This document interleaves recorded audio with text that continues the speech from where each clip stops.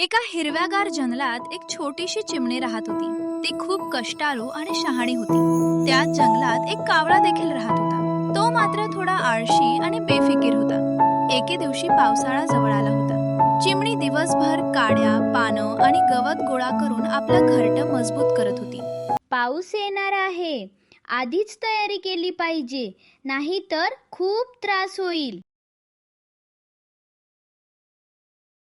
अगं चिमणी, एवढं कशाला काम करतेस? अजून वेळ आहे पावसाला. वेळ आहे म्हणूनच तयारी करायची असते, नंतर उशीर होतो. कावळा तिचा ऐकत नाही आणि दिवसभर खेळत बसतो. काही दिवसांनी जोरदार पाऊस, सूर वादळ वा, माझं घरटं किती छान आहे. मी सुरक्षित आहे. कावळा पूर्ण भिजलेला थंडीने कापत असतो. कावळा उडत उडत चिमणीकडे जातो आणि म्हणतो, चिमणी, मला थोडी मदत करशील का?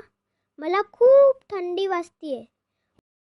ठीक आहे, तू इथे बस, पण लक्षात ठेव, वेळेवर तयारी करणे खूप गरजेचे असते. चिमणीनं कावळ्याला आसरा दिला. काही वेळानं पाऊस थांबला. कावळ्यानं त्या दिवसापासून बदल करण्याचा निश्चय केला. त्या दिवसानंतर कावळा कष्ट करू लागला. मित्रांनी एकमेकांना मदत करावी, पण स्वतःची जबाबदारीही घ्यावी.